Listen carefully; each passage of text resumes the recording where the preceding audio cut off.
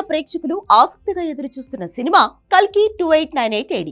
Pan India star Prabhas నటిస్తున్న ఈ science fiction mythological స్టోరీపై ప్రపంచమంతా ఎదురుచూస్తుంది. ఈ సినిమా గురించి ఏ అప్డేట్ ఇచ్చినా ఇట్టే సోషల్ మీడియాలో వైరల్ అవుతుంది.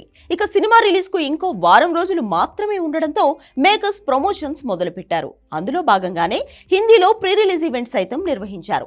దీనికి సంబంధించిన ఫోటోలు, వీడియోలు నెట్టింట్లో చక్కర్లు కొడుతున్నాయి.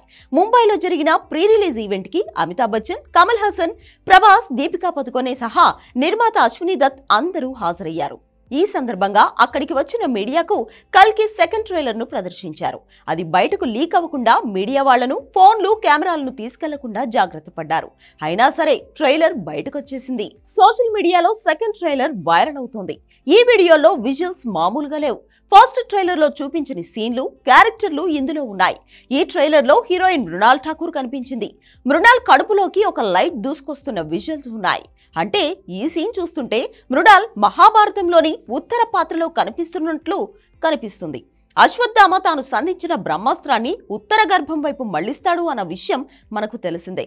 ఇది ఖచ్చితంగా అదే సీన్ అని నెటిజన్లు భావిస్తున్నారు. మరి దీనిపై క్లారిటీ రావాలంటే సినిమా చూడాల్సిందే. సెకండ్ ట్రైలర్ లో అశ్వత్థామ, భైరవ మధ్య పోరాట సన్నివేశాలు బలంగా చూపించారు. వీళ్ల మధ్య భారీ యాక్షన్ సీన్స్ చూస్తుంటే గూస్ బంప్స్ వస్తున్నాయి.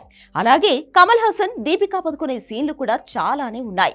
ఈ ట్రైలర్ ఫస్ట్ దానికంటే అద్భుతంగా ఉంది. అయితే అది ఆల్రెడీ నెట్టింట్లో వైరల్ అవుతుంది కాబట్టి మేకర్స్ వీలైనంత త్వరగా ట్రైలర్ విడుదల చేసే అవకాశం ఉంది. ఇది ఖచ్చితంగా ప్రభాస్ కెరీర్ లో బెస్ట్ మూవీగా నిలుస్తుందని అభిమానులు భావిస్తున్నారు.